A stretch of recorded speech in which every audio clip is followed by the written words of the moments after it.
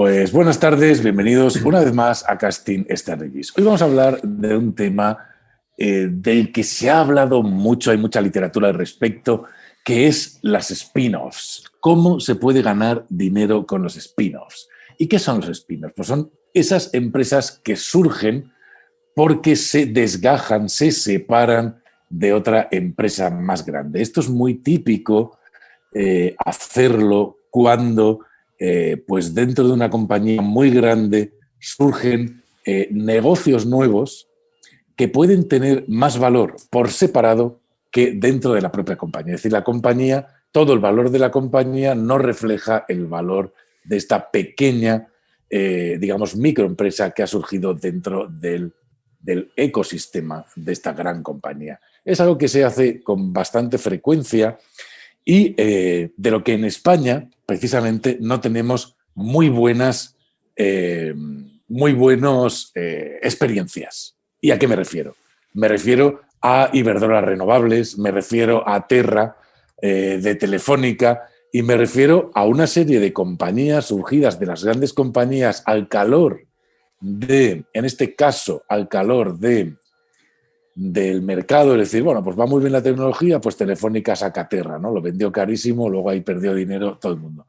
Y lo mismo pasó con Iberdrola Renovables, ahora está pasando otra vez con el tema renovables, Repsol y su parte verde. No tenemos muy buenas experiencias. Sin embargo, autores de mucho prestigio como Greenblatt, y ahora lo veremos, habla de las spin-offs como algo muy bueno en lo que invertir. Y entonces dices, bueno, o sea, con la experiencia que yo tengo del mercado español, esto va y es una gran experiencia. Hay que aprender qué pasa en las spin-offs y por qué y cuándo una spin-off es realmente buena para comprar. ¿Qué dice Greenblatt, Iván? ¿Qué opinas tú de las spin-offs, de las experiencias que hemos tenido en España, de las experiencias que hay en Estados Unidos, que son buenísimas? ¿Y cómo plantea Greenblatt esta forma de invertir en las spin-offs y aprovecharse, digamos, de este tipo de compañías que surgen, que al final muchas veces pues siguen siendo filiales en una gran parte de la compañía matriz? Bueno, pues la verdad es que lo que comentas es totalmente claro, ¿no? El hecho de que en España tengamos esas malas experiencias nos hace, enseguida lo pone un poco de lado, ¿no? El tema. Pero, claro, España es un mercado muy pequeño. Y entonces, las experiencias que aquí vemos es una muestra pequeñita de lo que en realidad pasa en el mundo. Si nos vamos a Estados Unidos, que es un mercado muy grande, con muchas empresas, vemos que en realidad es una de las inversiones más exitosas que consiste en invertir en spin-offs. De hecho, según Greenblatt, en el libro You Can Be a Stock Market Genius, es un libro que no está traducido al castellano. Quizás deberíamos de tomar nota y hacerlo porque es un librazo. Él habla de varias estrategias que baten al mercado y explica cómo obtener rentabilidades por encima de un 50% anual medio. Eso es lo que él hizo en su etapa de inversor y ha hecho, y por tanto lo explica, y entre ellas habla de la estrategia de spin-offs como, digamos, catalizador para alcanzar esas rentabilidades fuera de lo normal, hacer cosas diferentes a lo normal, ¿no? Y habla de varias estrategias. En particular esta dice que los spin-offs en general baten al mercado, como regla general, baten al mercado.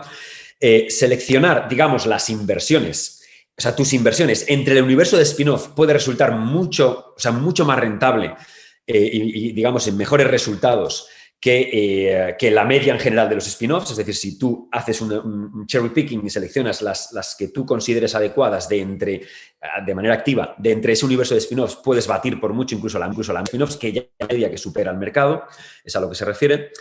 Digamos que ciertas características apuntan a una oportunidad excepcional en spin-offs, que son: las instituciones no quieren spin-offs, y no porque sea una mala inversión, sino porque por tamaño suelen ser empresas más pequeñas y al hacer una spin-off, la empresa grande de la que la institucional tiene a lo mejor compradas acciones, en esa spin-off no puede mantener el ritmo por cuestión de tamaño en los fondos, y por tanto tienen que deshacerse de la spin-off, no porque quieran, sino por tamaño, y que los insiders sí quieren las spin-offs. Es decir, los insiders de la matriz sí que quieren las spin-offs. Por tanto, son dos factores a tener en cuenta. Las instituciones no los quieren porque no pueden, y los insiders sí los quieren. Es un tema interesante. Suele haber además alguna oportunidad oculta que es previa a la spin-off. Hay que descubrirla. Esto es otra de las cosas que dice. De cara a esa selección particular, suele haber alguna oportunidad de inversión que está oculta y por eso hay que seguir a los insiders y por eso ellos quieren las spin-offs y nosotros tenemos que descubrir cuáles. El siguiente punto es prestar atención a las empresas matrices. Puede ser muy interesante. Es decir, a veces el hecho de que se produzca la spin-off hace que la matriz genere, a lo mejor reduzca deuda o permite reducir su apalancamiento global gracias a esa spin-off. Por tanto, puede ser muy interesante la propia matriz también. Y las spin-off parciales y las ofertas de derechos pueden crear oportunidades de inversión únicas, ¿no? Básicamente, esto es lo que dice, a modo de resumen, lo que dice Greenblatt en su libro You Can Be a Stock Market Genius a propósito de estas estrategias.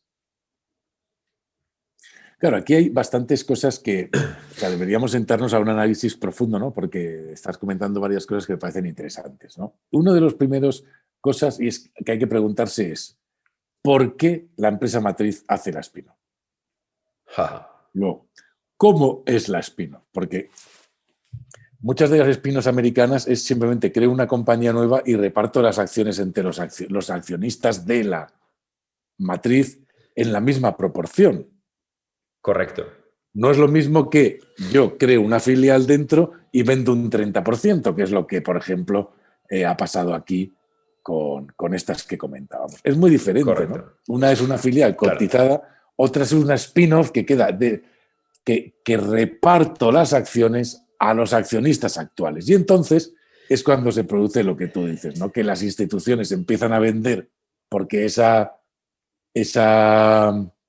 empresa quizás es demasiado pequeña para sus fondos. Correcto. Al principio, ojo, esto es muy interesante porque al principio la empresa caerá en bolsa. Es probable. Si las instituciones salen.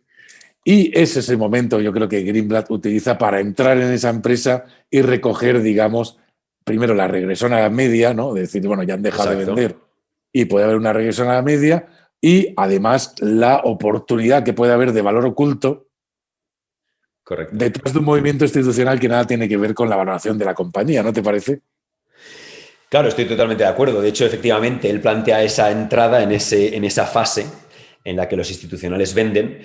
Muchas veces, además, tiene que ver con que al institucional le dan los derechos los venden, los puedes comprar tú, puedes comprar los derechos en vez de la acción y, por tanto, estás como comprando el warrant, una opción sobre la acción. Es decir, hay muchas alternativas relacionadas que también lo he comentado en esta idea, ¿no? En estos diferentes puntos. Entonces, claro, es un momento clave, pero si efectivamente hay un valor oculto detrás y el spin-off lo va a aflorar, es una magnífica inversión. Quizás en los ejemplos que hemos puesto al inicio, es verdad que no teníamos ese catalizador detrás y por eso quizás en España las alternativas que hemos visto pues no nos han seducido demasiado. Pero es verdad que esto, una de las tesis que traigo, por ejemplo, va en esa línea, ¿no? Incluso en la línea de mejorar a la matriz. Por tanto, las dos alternativas son positivas. Al final, yo creo que es un detalle muy, muy interesante. El tema de las instituciones es clave para esto. Y que los insiders quieran quedarse. Fíjate que ha habido una en España ahora, me estoy acordando, ¿no? De Bankinter y Línea Directa. Línea Directa se ha hecho de modo total de spin-off porque le han dado las acciones a los propios accionistas de Bankinter y se ha separado como una empresa ahora cotizada también. Y claro, Bankinter lo primero que hizo fue bajar muchísimo en el primer día de cotización porque Línea Directa era muy importante para los resultados de Bankinter, ¿no?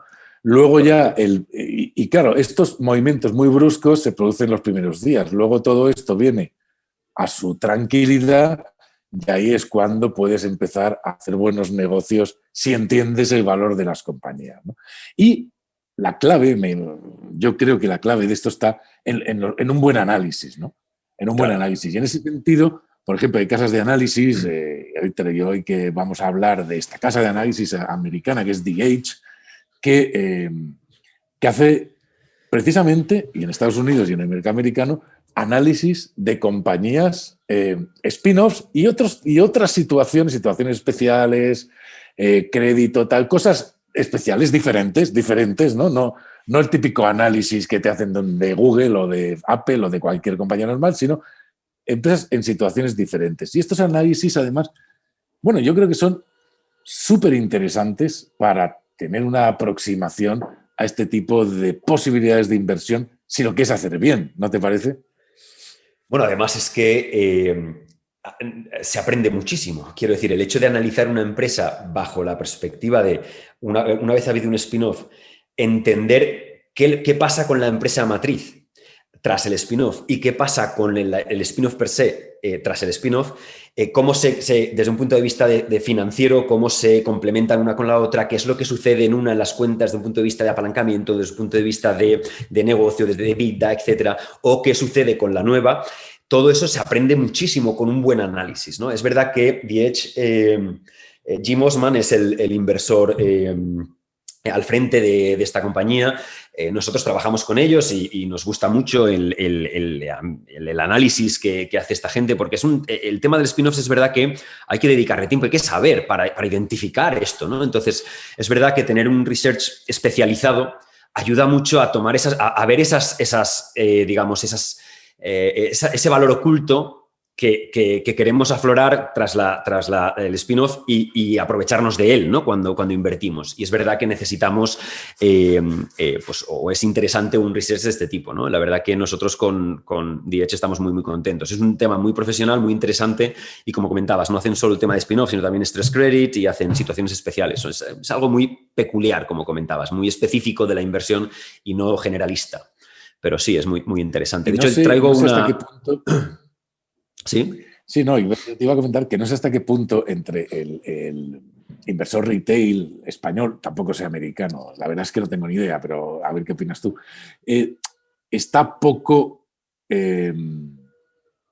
profesionalizado el tema de research. Quiero decir, no suele ser habitual trabajar con research, estar apuntado o tener una suscripción a una casa de research, esa que todos los profesionales lo hacen. Todos los claro, yo creo que eso es fondos lo hacen. Totalmente. Y en el nivel más bajo de retail no lo hacen, y hay cosas accesibles que pueden ayudarte muchísimo a encontrar buenas oportunidades. Claro, yo creo que en España en particular, el inversor particular aquí en España es mucho de ir por su cuenta y de pensar que lo puede hacer solo todo, ¿no? Eso está bien, es decir, es cierto, pero el research precisamente consiste en hacerlo tú solo. Lo que estás aprovechando con el research es no es un medio de asesoramiento, no vas a dejarte asesorar por lo que te diga otra persona, que eso también en ciertos momentos es muy interesante, lógicamente el asesoramiento es algo especializado, pero es cierto que para quien se lo quiere hacer solo, el research es clave porque es información financiera de alto nivel desde el punto de vista de análisis. A partir de ahí tú tomas las decisiones, obviamente, pero ese análisis hecho por casas especializadas lo que te dan es el panorama sobre el que trabajar para tomar decisiones de inversión. Y es verdad que el research no está en España, entre el retail, entre el inversor particular, no está muy desarrollado. Y quizás es algo que hay que potenciar. Desde el punto de vista de la formación, quizás es algo que hay que potenciar, porque es cierto que la clave para tomar buenas decisiones de inversión es la información. Y el research lo que te provee es de información. No de qué tienes que hacer o no, sino de información. Y esa es la clave, quizás. Estoy totalmente de acuerdo. Me estoy acordando del fondo de Boyard con Mafre, Forgotten Value, y todo cómo está basado en un research tremendo de la casa Boyard, que es por muchísimos años siendo una de las casas muy importantes de research, y cómo pues aciertan mucho en lo que hacen. Y estoy totalmente de acuerdo contigo. Es decir, el research es clave, yo creo. Y acercar casas de research al público en general es algo que yo estoy muy contento de poder hacer porque creo que ayuda mucho a la inversión. Y fíjate, vamos a poner un ejemplo, ¿no? Un ejemplo una oportunidad de inversión en la que yo jamás repararía, entre otras cosas, porque no la conozco, la empresa, ni conozco nada, ni nada. Pero ahora viene The Edge y me dice que Merck hace un spin-off de una empresa que se llama Organon. Correcto. Y yo me entero porque The Edge me lo cuenta, y como me lo cuenta, me entero. Y entonces puedo ver si eso es una oportunidad de inversión para mí. Igual no lo es, pero bueno, lo estudio. Entonces, correcto. Merck se puede convertir en una mejor oportunidad de inversión al haber hecho esta spin-off, ¿no? Porque, fíjate, ahora me dices tú más cosas, pero lo primero que veo es que Merck baja su apalancamiento debido a esta spin-off. A 6 veces y antes estaba en 9 veces. Y esto es importante. Bueno, ha bajado el apalancamiento de Merck con este movimiento. Bueno, pues ya sabemos quizá uno de los objetivos que tenía. Yo esto no lo sabría si no estuviera con este reset. ¿Qué otras cosas nos dice de Merck este análisis, ¿no? Pues mira, básicamente a nivel de tesis, si lo que hacemos es, a ver, las tesis de análisis de Dietz son muy extensas, ¿no? Entonces son muy interesantes para estudiarlas. Ahora aquí vamos a hacer un resumen, ¿vale? Un resumen simplemente, ¿no? Pero fijaros, una cosa interesante es que la escisión de Organon dejará a lo que es la matriz, a Merck, en una posición financiera, como decías, mucho más fuerte. Esto es interesante porque reducir el apartamento de 0,6 veces a 0,9 supone una transferencia de deuda de 9.000 millones de dólares a la escisión, lo cual es muy interesante, ¿no? Esa la primera parte. Además, se alejará de la cartera de medicamentos sin patente. ¿Por qué? Porque eso lleva a la spin-off, ¿vale? Tiene menos margen y crecimiento, ¿no? De hecho, el EBITDA del ejercicio, el EBITDA del ejercicio, pues estamos hablando de que prácticamente en el caso de Organon, o sea, baja del 22 al 40, sube al 45,6% tras el spin-off, ¿no? Eso es muy interesante desde un punto de vista de análisis. Además, la separación refuerza el enfoque de Merck en los medicamentos innovadores. Es decir, todo lo que tiene que ver con oncología, vacunas, salud hospitalaria y animal, permite alcanzar eficiencias, digamos, operativas de 1.500 millones de dólares para el 2024, es decir, en el momento en que hace el spin-off, a las puertas, a 3 años vista, tiene esa eficiencia operativa ya en la mesa.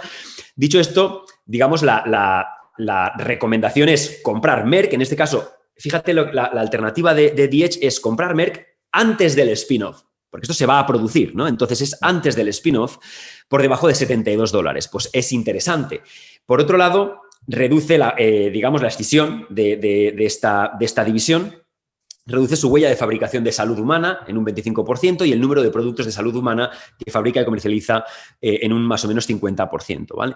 Es decir, básicamente, como veis, es una alternativa que va a permitir aumentar el margen operativo prácticamente desde el rango del 30% hasta el 40%. Es una operación que, en este caso, y esto es lo que decía Greenblatt en sus alternativas, en este caso, el spin-off en sí es interesante, pero uno de sus puntos es, ojo, merece la pena mirar también a la empresa matriz. En este caso, es una alternativa muy interesante para la empresa matriz. Es decir, la empresa matriz es la que está se está favoreciendo a sí misma, reduciendo apalancamiento, mejorando sus márgenes operativos, centrándose en la parte que más margen le genera y separando una división que en sí misma puede ser rentable, pero es un lastre que a lo mejor luego sigue siendo interesante por separado, pero está manchando las cuentas de la compañía en cierta parte y simplemente haciendo esa escisión, Merck va a mejorar por mucho como negocio. Para los accionistas de Merck esto va a ser positivo. Entonces es contrario a lo que decíamos antes, ¿no? Que suelen caer. Pues esto puede ser al contrario. En fin, esto es un ejemplo claro de se favorece la matriz gracias al spin-off.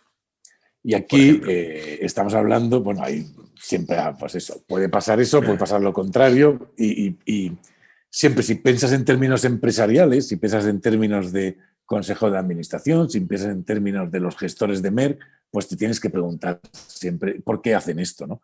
¿Por qué hacen esto o para qué hacen esto? Es una pregunta clave para entender qué está sucediendo. Y eso, pues, como siempre se sabe, cuanta más experiencia de negocios tengas, más capacidad de entender lo que está pasando cuando lees un informe sobre esto. Pero bueno, yo creo que el consejo para terminar esto de los spin-offs sería, 1, no inviertas en spin-offs si no has leído el libro de Greenblatt y si no tienes un buen research a tu lado, ¿no?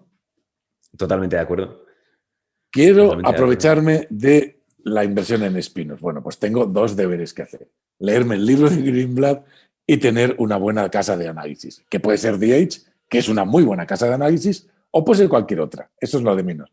Pero tengo una buena casa de análisis y me he leído el libro de Greenblatt. ¿Qué otro consejo se te ocurre a ti si quiero afrontar con éxito el mundo de los spin-offs? Pues yo creo que la clave es que forme parte del portfolio de inversión. Eso creo que es es clave porque desde un punto de vista de inversión, una parte es la que nosotros tenemos, que es la velocidad de crucero, y una parte es la que el otro día, entrevistando a John Molding, él decía algo muy interesante, que él también tiene una casa de research muy famosa. Pues él decía algo muy interesante y es que un 20% del portfolio tiene que ser, él le llama 20% de exploración, donde él no espera ganar la rentabilidad media habitual del portfolio, sino mucho más. Esta parte es la que nosotros, el consejo que yo daría es que de ese portfolio, en ese 20% de exploración, las spin-off tienen que estar, porque una spin-off puede generar mucha rentabilidad, una rentabilidad media muy por encima de lo normal. Y al final, esa parte, digamos, ese extra sobre el 20% del portfolio global, no te está generando un exceso de riesgo, pero sí te está generando un exceso de alfa. Y por tanto, creo que debe de formar parte sin excederse y que ahora solamente invertamos en spin-offs. Obviamente no, ese sería el consejo. Un consejo que dice, invierte en spin-offs, pero no te pases. Igual que en cualquier otra cosa, obviamente, ¿no? Yo creo que con eso y además estoy de acuerdo contigo, porque fíjate, hemos tenido... estoy de acuerdo contigo porque, fíjate, hemos tenido una época, digamos, y estamos viviendo una época muy complaciente del mercado. Parece que compras lo que compras y ganas pasta, ¿no? O sea, estamos en esas épocas donde da igual lo que compres, ganas dinero. Con lo cual da igual que compres spin-offs o cualquier otra cosa, ganas dinero. Pero esto se va a acabar. Totalmente de acuerdo. Tarde o temprano.